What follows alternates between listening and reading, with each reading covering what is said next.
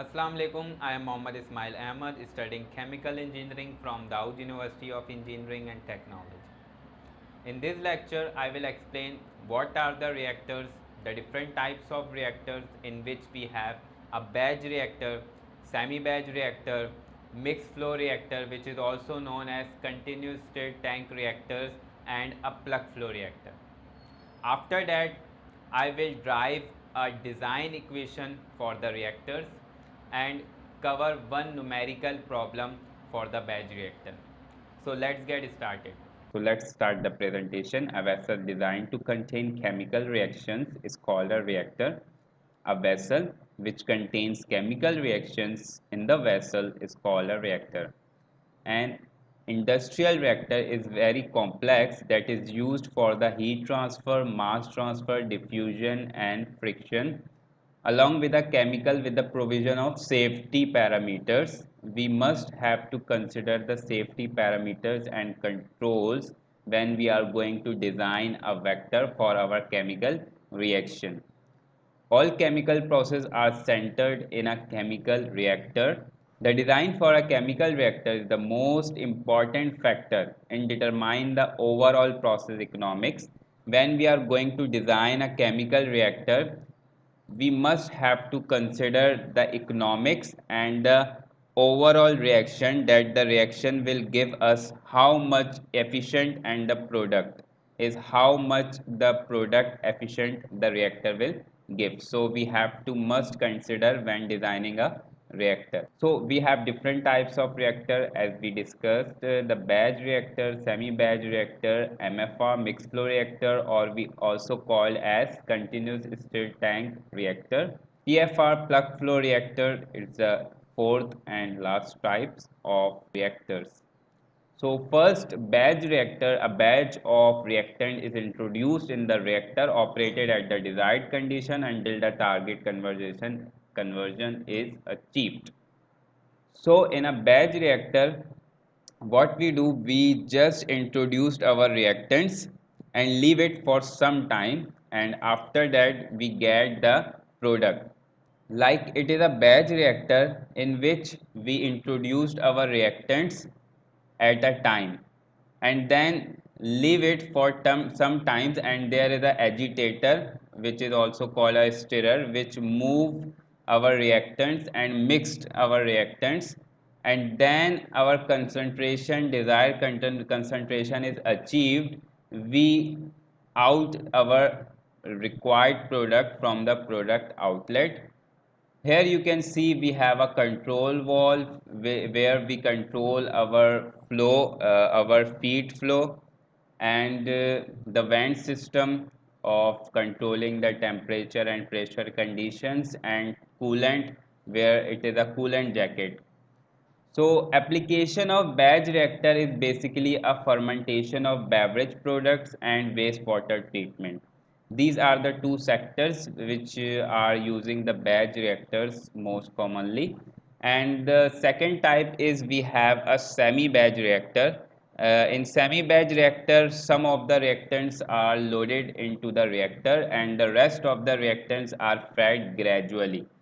It means that at the time of the reaction, we introduce some of the reactants into the our semi-batch reactor, and after that we continuously introducing our another reactants into the rest of the reactants. Then the process is going on like a continuous process. Once the reactor is full, it may be operated in a batch mode to complete the reaction. Semi-batch reactors are especially favored when there are large heat effects and heat transfer capability is limited. Once the reactor is full, it may be operated in a batch mode to complete the reaction. Hence, it is called a half batch and half continuous process, which this semi-batch reactor works. Like here is an example. We have already a reactant 1A which already present in the semi-batch reactor, and we continuously added the reactant B into the reactor, and then we out, yes, and then we get our product from the bottom side of this reactor when our desired concentration is achieved and proper mixtion is achieved. Next is our continuous stirred tank reactor. In continuous stirred tank reactor, it is a vessel basically which reactants in which reactants are added and products removed while the content within the vessels are vigorously stirred using internal agitation. We have internal agitation and we are continuously feeding our reactants, like we have a feed of Fa0 which is 10 mole per minute and a concentration of that feed at that point which is 1 mole per liter. We are continuously adding our feed with desired concentration and then we continuously stir through the motor. This is our motor, so we get continuously our product. So it is the continuous process, that's why it is called a continuous stirred tank reactor. So we have a residence time which is amount of time a discrete quantity of reagent spent inside the tank. It means that how much time it will spend in a reactor. Our reactant will spend in a reactor in how much time. So this is called a residence time. So the formula of residence time is equals to volumetric flow rate upon volume of the tank. Volumetric flow rate is basically the flow rate in which our reactants are introducing in the tank, and this is the volume of tank which is total volume of the tank. So moving towards our next slides, in which I will drive the design equation for the continuous stirred tank reactor. So as moving towards the derivation, as we know that we first have to do the material balance, in which we have a reactor which is a continuous stirred tank reactor, in which I am going to add my feed which is Fa0, V0 is the volume of that feed and Ca is the concentration of that feed at that moment, and it is continuously stirring. It is our rate of reaction which is Ra into volume, and we get continuously our product which is V0 is our volume of that product and concentration of that product which is Ca. So let's do the material balance for this condition. We have the material balance equation which is rate of A input equals to rate of A output plus rate of disappearance of A by chemical. So rate of A input which is our feed Fa0 equals to rate of A output which is our Fa. Like we are introducing our feed Fa0 and we get Fa which is our output. So we put rate of A output Fa and plus rate of disappearance of A by chemical reaction, which is disappearance means how much the conversion happens between the reactants. So it is called disappearance, which is equals to minus RAV. It is basically a concentration rate which denotes RA equals to 1 upon V, rate of concentration. We move this V to the RA direction, so we get rate of concentration, and we put the rate of concentration value in this disappearance area. We have plus rate of accumulation, like it is a continuous process, we don't have accumulate our reactant, it is continuously moving. The zero loss, it is called a zero loss, we have zero loss, so that's why the accumulation is zero. Fa0 equals to Fa0 1 minus Xa. It is basically a Fa formula which is the total feed is equals to initial feed 1 minus Xa. Xa is basically the mole fraction of A. So we put Fa0 1 minus Xa in Fa position, so it will become Fa0 1 minus Xa plus, and this will value will come as it is, and Fa0 then we multiply this Fa0 to the 1 and Xa, so we get this plus V into RA.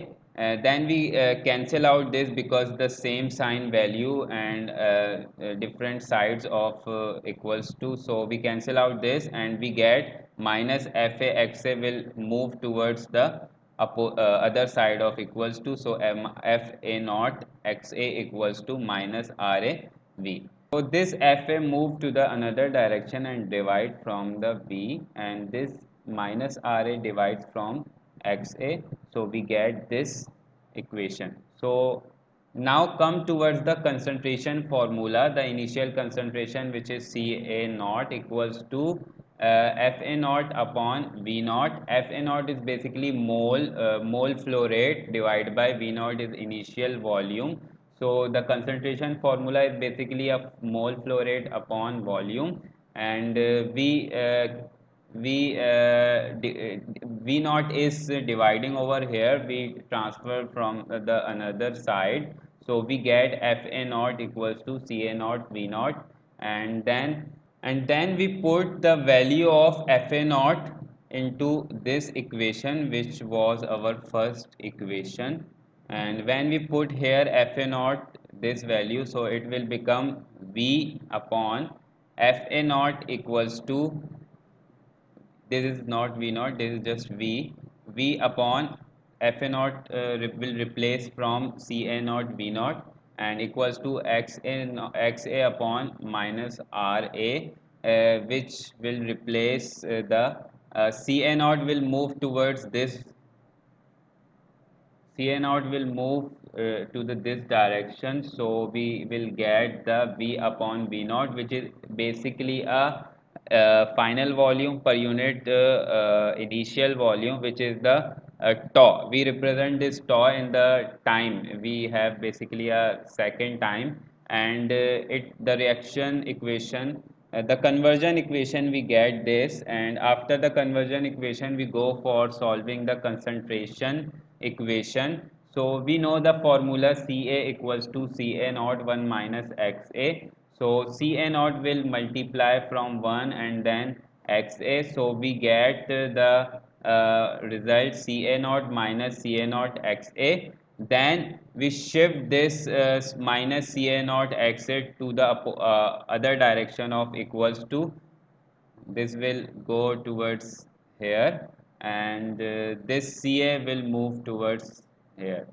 So the minus sign will become the positive and this positive Ca will become the negative Ca. Then we get again the tau equals to Ca naught minus Ca upon what, upon this Xa.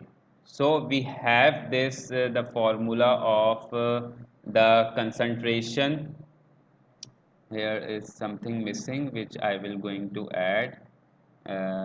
Basically it is a XA. Now come towards the last reactor type, which is plug flow reactor. Plug flow reactor is basically a tubular reactors consist of a hollow pipe or tube through which reactants flow. Water at a controlled temperature is circulated through the tank to maintain constant reactant temperature. It has higher efficiency than a CSTR at the same value. So it has a higher efficiency. Both are the continuous reactors, CSTR and PFR, both are the continuous reactor, but it has a higher efficiency because it is the horizontal type of reactor in which we can have our reactants in more time. So the reactants will stay in a reactant more time, so we get the more conversion of the conversion of the reactants, and we get the more products and more efficient product from PFR reactor. So that's why it is more efficient from CSTR. The water at a controlled temperature is circulated through the tank to maintain constant reactant temperature. So we use water to control the temperature inside the PFR, plug flow reactor. Like you can see here in the diagram as the changing concentration. Here we introduce our feed. Here we introduce our feed F naught, we introduce our feed, and as it the feed moving towards the this direction, the feed conversion will increase and we get the more concentrated product at the end of this PFR. Here we have a simple numerical problem of batch reactor in which we have a first order kinetic reaction of a batch reactor in which it is given that batch reactor 50% of A is converted in a 5-minute run. How much longer would it take to reach 75% conversion? In this reactor, we have a 50% conversion of feed A, which is converted in 5-minute run. So we have to tell how much longer it would take to reach 75% conversion. It means that we have a reactant of A, which is converted 50% in 5 minutes.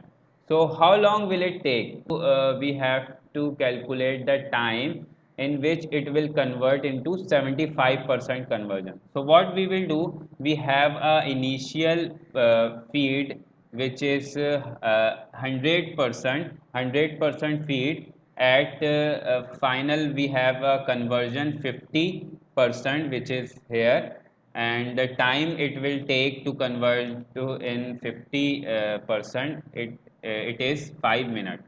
So we use this reaction rate formula. So K is the rate constant which is 1 upon T ln A naught upon AT. For first order reaction, it is the first order reaction equation, and we just put the values over here: 1 upon T, 1 upon 5 ln A naught, which is 100, divided by AT, which is the conversion of this feed, which is 50. So when we solve this, we get 0.139 meter inverse, which is the unit of this reaction constant, rate constant. And now for 75% conversion means 25% remaining. We have to convert this 75%. So we have remaining the concentration which is 25%. So we take this 25% as our remaining concentration, and we have 100 total feed which is 100. So we just we just shuffle the T into K, and K will move towards the T. So we get when we put here the values, here the K value and A naught value and AT value, we have this, and we can get the time which is 9.97 meter, which is nearly and equal to 10 minutes. So we have a time 9.97 minute, and which is nearly equal to 10 minutes. So time taken for 75% conversion is 9.47 minute, which is almost equal to 10 minutes. So thank you so much. That's it for my presentation. Allah Hafiz.